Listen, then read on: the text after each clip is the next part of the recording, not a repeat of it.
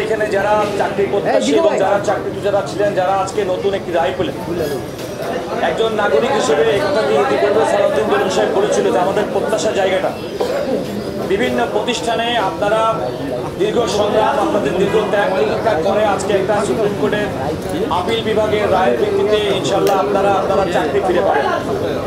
আমরা আইনজীবী হিসেবে শুধুমাত্র নয়, দেশের নাগরিক হিসেবে আমি আপনাদের একটা প্রত্যাশার কথা বলতে চাই। আমরা বিভিন্ন প্রতিষ্ঠানে বিভিন্ন জায়গায় আমরা দেখতে পাচ্ছি যে অনেক ক্ষেত্রে যে ধরনের পেশাদারিত্বের আচরণ অনেক ক্ষেত্রে হয় না। আমি প্রত্যাশা করব যে আমাদের যে সমস্ত জাতীয় বিশ্ববিদ্যালয়ে যারা দীর্ঘ বঞ্চনার শিকার হয়েছিলেন, আপনারা চাকরি ফিরে যাবেন এবং প্রতিষ্ঠানে আপনাদের প্রতি অর্পিত দায়িত্ব, পেশাগত এবং আপনাদের চাকরি জীবনের দায়িত্ব এবং কর্তব্য আপনার শৃঙ্খলার সঙ্গে মেনে চলবেন।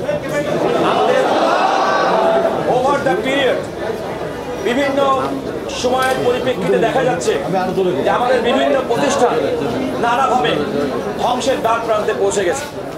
আমরা জাতীয় বিশ্ববিদ্যালয়ের মধ্যে একটা প্রতিষ্ঠান এবং এমন একটি প্রতিষ্ঠানে আপনারা কাজ করেন যেখানে মানুষ গড়া কারিগর, আপনারা সেই প্রতিষ্ঠানে কাজ করেন।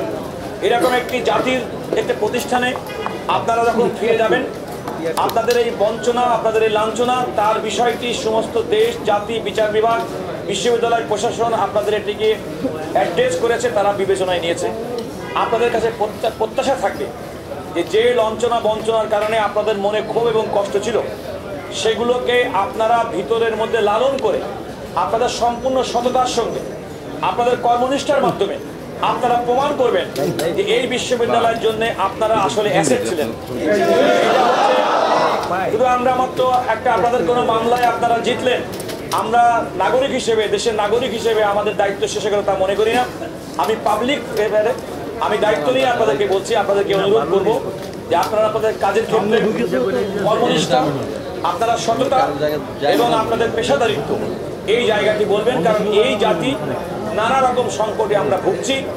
আপনারা জাতীয় বিশ্ববিদ্যালয়ের মতো একটা জাতীয় প্রতিষ্ঠানে সেই প্রতিষ্ঠানের সম্মান অক্ষুণ্ণ রাখবেন। আগামী দিনের এই দেশকে অগ্রগতির পথে নিয়ে যাওয়ার জন্য আপনাদের ভূমিকা সবচেয়ে বেশি। আমি আশা করি যে আপনারা যারা আজকে খুশি হয়েছেন বা উচ্ছ্বাস দেখাচ্ছেন, আপনারা কর্মক্ষেত্রেও তেমন উচ্ছ্বাস দেখাবেন। আপনাদের সবাই